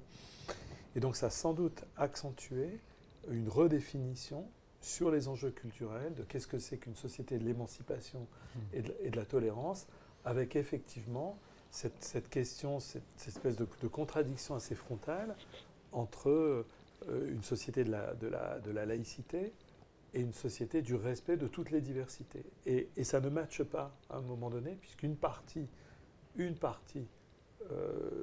ces électeurs considère qu'à un moment donné, la laïcité fait obstacle à la société de la tolérance, puisqu'elle est elle-même un contingentement.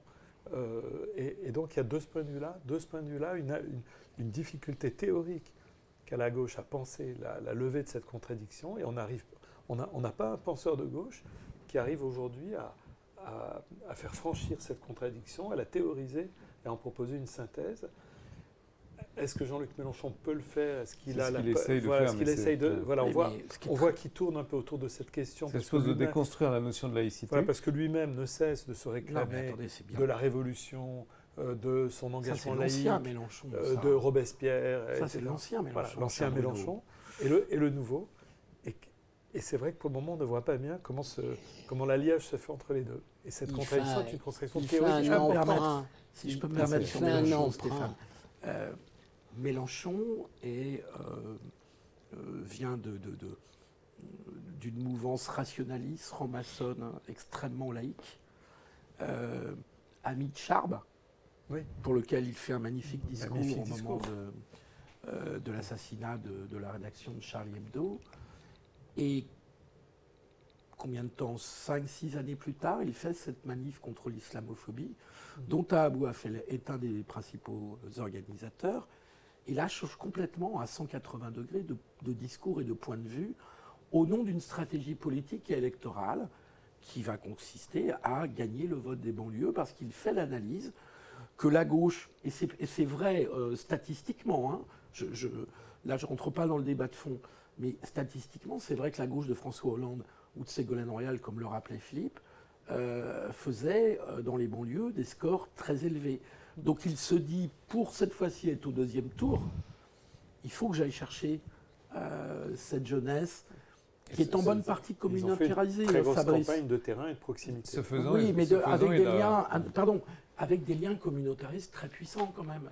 Ce faisant, il invente un nouveau modèle de gauche. La réalité, c'est qu'il invente... Oui, mais avec un champ référentiel idéologique, y compris pour lui, Mélenchon, qui est fort. Qui est à 180 degrés. Et dans lequel il est difficile de faire une synthèse a priori, parce que c'est une opposition frontale. Alors qu'il faudrait réfléchir à cette synthèse. Ça existe, Fabrice, je t'assure que les études un peu sérieuses qui ont été faites sur les musulmans en France, notamment par l'IFOP pour l'Institut Montaigne, donc tu as une césure qui est en partie générationnelle d'ailleurs, entre des musulmans qui sont parfaitement intégrés dans les conceptions sécularisées de la société française, et puis une autre partie qui n'est pas loin de la moitié, souvent plus jeune, qui est moins intégrée dans cette conception où la religion n'est pas ce qui organise la vie en société. Je trouve que ce que dit Bruno sur le fait de considérer la laïcité comme un obstacle et plus comme un outil d'émancipation et qu'un obstacle à l'émancipation est très intéressant, parce que c'est ce que je ressens avec mes étudiants. C'est quelque chose de très concret. Oui, mais alors faites attention, parce que si vous lâchez je ne dis pas qu'il faut lâcher. Vous lâchez un fondament. Je dis juste que la conception qu'ont les les nouveaux électeurs de la laïcité n'est plus la même que celle que nous avions. Ça veut dire que Zemmour a raison. Hein. Si Mais c'est la ça tient aussi au fait que Marine Le Pen, à un moment donné, a récupéré la notion de c'est laïcité. Zemmour qui a raison. Non, mais on va Alors, détourner de son sens. qu'est-ce On qu'il la essaye détourne dans de son faire sens. Mélenchon? Je suis pas Le Qu'est-ce qu'il Péniste. essaye de Je faire dis juste que le fait que, Mélenchon? excuse-moi, juste que le fait que Marine Le Pen ait repris à un moment donné la laïcité comme une arme dans le débat politique a sans doute contribué à en faire, pour les jeunes générations, un symbole non pas d'émancipation mais d'oppression, parce que c'était ce Exactement. que c'était dans les mains de Marine Le Pen. Et pour cette génération-là, tout ce qui est forme de domination, d'interdiction, est assimilé une atteinte à ce que tu appelles l'autonomie. Alors, juste avant de donner la parole à Stéphane, je veux dire que Thierry Kate nous dit que lui, il était plutôt pour Cazeneuve. Alors, j'entends beaucoup ça, Thierry, on va le dire à Anne-Elisabeth Moutet, qui est en voyage en ce moment, mais qui sera absolument ravie de savoir que vous aussi, vous soutenez Cazeneuve. Je crois que vous pouvez fonder un comité à tous les deux pour le retour de Bernard Cazeneuve. Effectivement, David nous dit que Ségolène Royal n'a pas aidé la jeune Mila, mais lui a enfoncé la tête sous l'eau. C'est tout à fait juste. Exact. Et étonnant. Et étonnant. Pas tant que ça, parce Voilà. qu'il n'était pas laïque, Ségolène Royal. Et qu'au sein même du ségolénisme, il y a eu un débat à ce moment-là, au moment du procès de Charlie Hebdo, et que Ségolène Royal n'est pas du tout dans la tradition laïque. Et Alors, donc, c'est pas une surprise. Rush 94 Tradition catholique, nous dit que plutôt, Taha ouais. Bouaf Ouais. s'était coquiné avec plein de collectifs islamistes Absolument. et que Fabrice doit réviser son dossier. Fabrice a décidé ce soir d'être l'avocat des diables. J'ai tellement de regrets. Avocat de Macron, ça passe, mais avocat de Taha Bouaf, c'était- Non, je ne veux pas être l'avocat de la Bouaf. Je trouve que dans vos propos, vous dépassez la réalité de ce qu'il est, de ce qu'il représente. C'est ça, je je pense pense qu'il y a une très grande violence politique. Non, Sophie Aram, il y a quelqu'un cite Voilà. Sophie Aram qui dit qu'il n'est pas représentatif. Je suis quand même assez non, d'accord qu'il n'est bien pas sûr. représentatif. Mais ça a été la volonté de la France insoumise d'en faire un symbole représentatif. Mais moi, je suis parfaitement d'accord avec l'idée qu'il n'est pas représentatif, fort heureusement. Thierry nous demande ce qu'on va faire pour le dessert, puisque apparemment Philippe Guibert et Arnaud Benedetti, alors il n'est pas du tout Arnaud Benedetti ce soir, c'est Bruno Cotresse. Voilà. Il a le droit d'aimer la pizza également. Ouais. Comment vous faites quand ils auront mangé toutes les pizzas? D'abord, il reste de la pizza. Je m'arrête. Et ensuite, il y a des choupa choups, effectivement, mais c'est un peu, on est un petit peu trop âgé pour les choupa soups. Et donc, Sophie Aram, c'est un rappel donc, de ses prises de position et le fait que Taha Bouaf n'est pas représentatif. Cazeneuve, c'est une piste. Alors, encore une fois, fonder un fan club et on parle de la J'adhère au fan club. Tu adhères au fan club Je préfère Cazeneuve à Bouaf. Ça, pour moi, c'est extrêmement clair. Ah oui, oui, C'est, ça, donc, s'il faut choisir entre Cazeneuve et Bouaf, oui, c'est sûr. Mais le problème de Cazeneuve, c'est C'est que Fabrice, c'est la voix de la... C'est un Fabrice, vrai c'est l'homme... contraste. Fabrice est l'homme raisonnable de la soirée. On a eu beaucoup de commentaires de gens qui disaient on peut être senior et ne pas voter Macron. Ça, on l'a bien compris. effectivement, mais enfin, en deuxième tour, c'est plus rare. Mais quand même. oui, c'est un peu comme ce qu'on dit des poissons volants. C'est pas la majorité de l'espèce, donc c'est vrai aussi des seniors qui votent pas Macron. Mais il y en a effectivement, voilà, et qui sont pas dans ce cadre-là. Un mot de conclusion, Stéphane, parce qu'on s'achemine vers la conclusion. Je ne sais pas si Mélenchon Et mérite Philippe va fumer. le mot de conclusion, mais je voulais Ça rime en effectivement... même temps, Mélenchon. et conclusion. Mélenchon essaye de trouver une nouvelle formule adaptée à sa gauche diversitaire et à tous les coups de canif de plus en plus violents qu'il a mis à la République et à l'idée de laïcité. Il le fait au travers de l'idée de France métissée et de référence au chavisme. Ce qu'il y a d'intéressant, c'est qu'il essaye de faire une synthèse entre la trame initiale de la République, et Chavez était un grand admirateur de la Révolution française, d'Hugo et de Bolivar. Je suis sans doute parmi nous le seul dont Chavez ait parlé, puisqu'un jour il a parlé de moi, invité à Paris à l'hôtel Raphaël. J'en suis voilà. navré, d'ailleurs. Donc, pourquoi nous Donc parlons Chavez a de cité un jour Chavez? Stéphane Rosès. Voilà. Alors on va prévenir Ariane Chemin Voilà. qu'il nous fasse un article Oui, là-dessus. elle va rien comprendre. Puis à la fois concilier. Rosès, Et conseiller de Chavez. il était venu à Paris voir Jacques Chirac. Il avait réuni des amis à l'hôtel Raphaël et je faisais partie d'une trentaine de Alors personnes qu'on peut être qu'il a Chavez, on citées. peut être Chavez, on peut être bolivariste, ou bolivarien, je ne sais pas comment dire ça, Alors, et réservé à l'hôtel Raphaël. Voilà, alors, Chavez, Bolivar sont des admirateurs de la Révolution française, mais ce sont des latino-américains. Quel est l'imaginaire latino-américain? C'est l'idée que la colonisation espagnole, les jésuites, ont constitué peu à peu, du fait de l'histoire, ce que les latino-américains appellent des pequeñas patrias, des petites patries. Mais pour les bolivaristes, pour les latino-américains, le vrai sujet, c'est la grande patria, de sorte que les nations, les États-nations sont des legs du colonialisme qu'il faut dépasser. Voilà, en revenant aux origines. Et donc, Mélenchon, qui est un intellectuel, qui réfléchit tout le temps, bon, il essaye de construire une sorte de syncrétisme qu'on a vu un peu dans le débat avec Zemmour, mais à fleuret-moucheté. Chavez, t'as Abouaf. Voilà, en fait, la seule synthèse, c'est Mélenchon. C'est le point en commun entre ces petits Césars des moments bonapartistes que sont Macron, Marine Le Pen et Mélenchon. Mais celui qui est le plus volubile, c'est au fond Mélenchon, parce que son électorat est le plus hétérogène. Alors Macron, c'est en même temps, c'est une forme d'habileté et d'une souplesse intellectuelle. Et au fond, celle qui est la moins labile, c'est Marine Le Pen. Oui, comme on l'a vu, elle a une limite. Voilà, une fois qu'elle se fait le parangon de la nation, la République apaisée par rapport à tous les autres, elle ne goûte guère au-delà les débats de fond, même si elle réfléchit. Oui. Merci beaucoup pour cette année. Alors, on a un commentaire qui nous dit, David nous dit, Anne-Elisabeth apprécie Cazeneuve parce qu'il s'habille très british et c'est pas complètement faux. Le style, c'est l'homme. Thierry dit toutes mes excuses à Bruno Cotresse, c'est vraiment pas grave, et il nous a laissé de la pizza Bruno Cotresse, même si puis même honnêtement, s'il aime la pizza. Cotresse, Benedetti, c'est ce qui se fait de mieux à Paris. Oui, il y a pire que de confondre les deux, absolument, vous êtes pardonnés. Merci à vous tous d'avoir, c'est toujours un très grand plaisir de vous retrouver. On va vous faire une petite vidéo pour vous expliquer, on doit le faire depuis longtemps, mais comment se connecter, pourquoi on est passé sur Twitch, et vous expliquer un petit peu tout ça. Donc je vais essayer de la faire cette semaine. Et on va essayer de revenir tous les 15 jours pour avoir une vraie régularité. Toutes les semaines, c'est beaucoup trop pour nous, mais tous les 15 jours, ça me paraît jouable.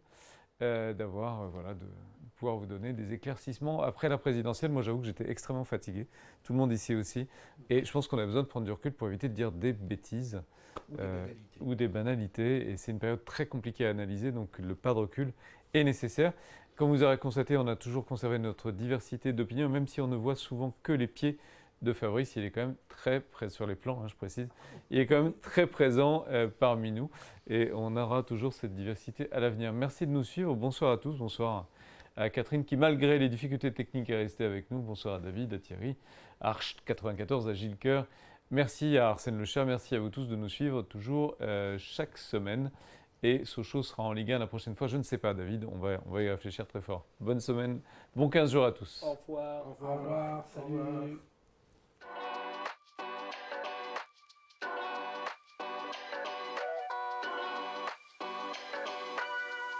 Je veux dire quelque chose, je trouve toujours choquant et blessant de s'arroger le monopole du cœur. Vous n'avez pas, M. Mitterrand, le monopole du cœur, vous n'avez pas. J'ai un cœur comme le vôtre, qui bat sa cadence et qui est le mien. Vous n'avez pas le monopole du cœur.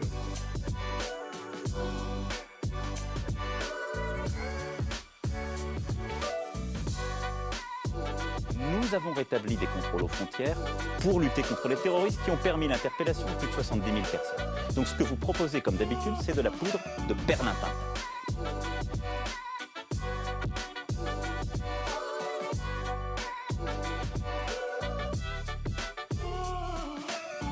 Permettez-moi juste de vous dire que ce soir, Je ne suis pas le Premier ministre et vous n'êtes pas le Président de la République. Nous sommes deux candidats à égalité et qui se soumettent au jugement des Français, seul qui compte. Vous me permettrez donc de vous appeler Monsieur Mitterrand. Et vous avez tout à fait raison, Monsieur le Premier ministre.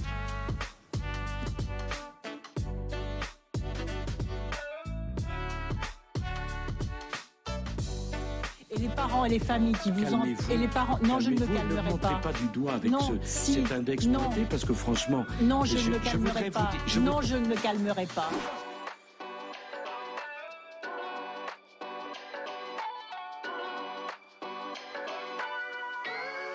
Moi, président de la République, je constituerai un gouvernement qui sera paritaire, autant de femmes que d'hommes.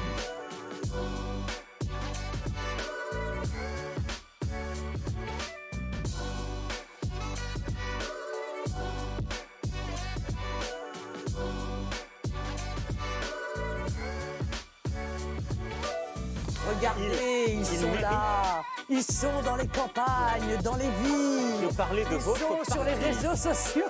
Je parle du parti de l'extrême Les droite. envahisseurs.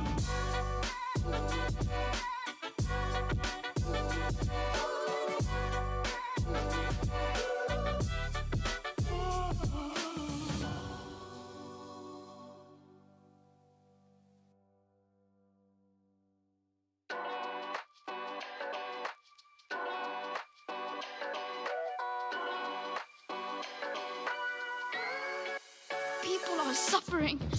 People are dying. Entire ecosystems are collapsing. We are in the beginning of a mass extinction, and all you can talk about is money and fairy tales of eternal economic growth. How dare you!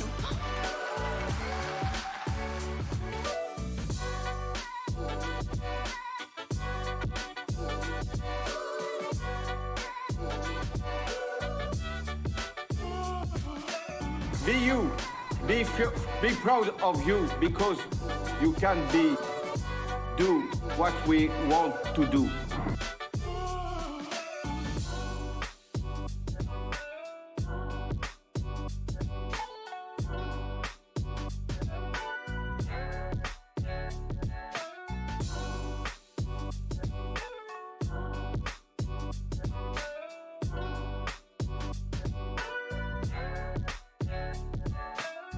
Je sens mieux que je ne l'ai jamais senti battre dans cette campagne le cœur de la France, et mon cœur bat avec ce cœur qui bat.